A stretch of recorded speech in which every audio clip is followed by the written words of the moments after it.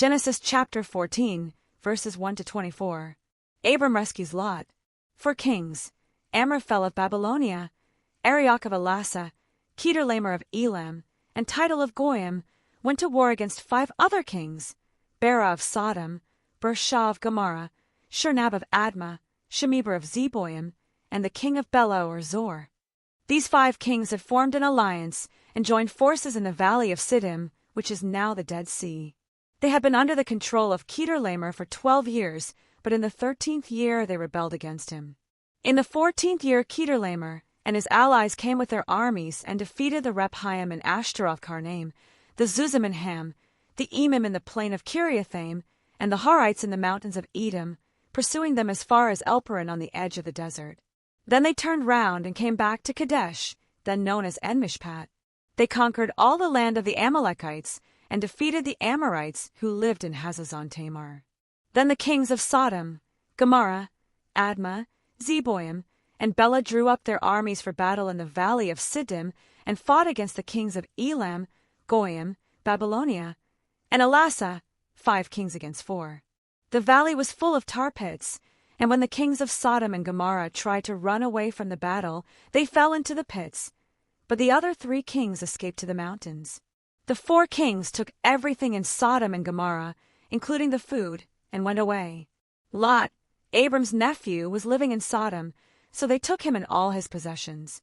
But a man escaped and reported all this to Abram, the Hebrew, who was living near the sacred trees belonging to Mamre the Amorite. Mamre and his brothers Eshcol and Aner were Abram's allies. When Abram heard that his nephew had been captured, he called together all the fighting men in his camp, 318 in all, and pursued the 4 kings all the way to Dan. There he divided his men into groups, attacked the enemy by night, and defeated them. He chased them as far as Hobah, north of Damascus, and recovered the loot that had been taken.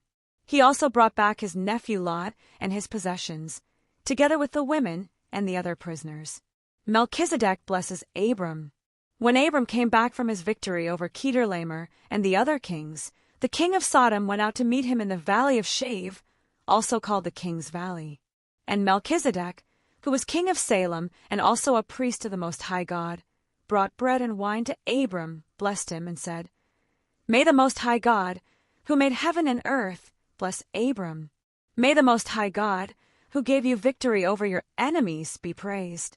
And Abram gave Melchizedek 1/10 of all the loot he had recovered. The king of Sodom said to Abram, "Keep the loot, but give me back all my people."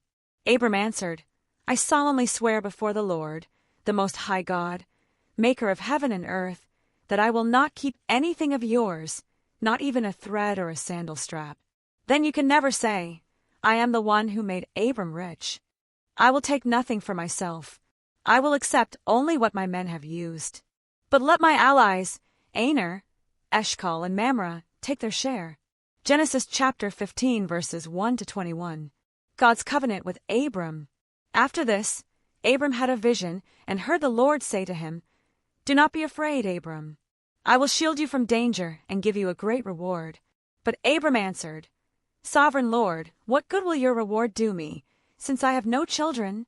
My only heir is Eliezer of Damascus. You have given me no children, and one of my slaves will inherit my property." Then he heard the Lord speaking to him again, "This slave Eliezer will not inherit your property. Your own son will be your heir." The Lord took him outside and said, "Look at the sky and try to count the stars.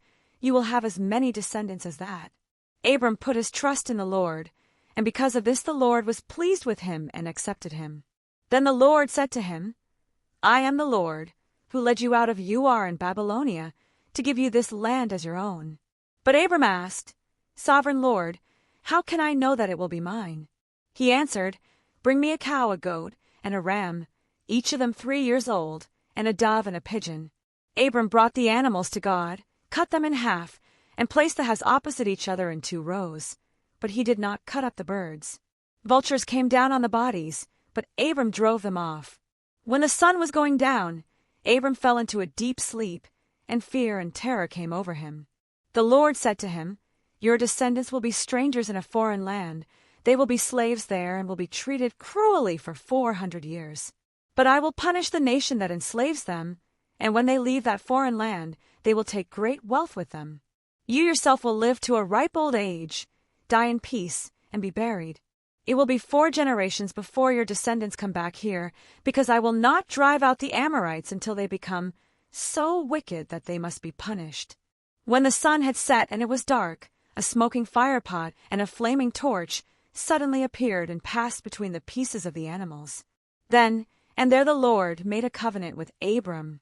He said, I promise to give your descendants all this land from the border of Egypt to the river Euphrates, including the lands of the Kenite, the Kenizzites, the Cadmonites, the Hittites, the Perizzites, the Rephaim, the Amorites, the Canaanites, the Girgashites, and the Jebusites.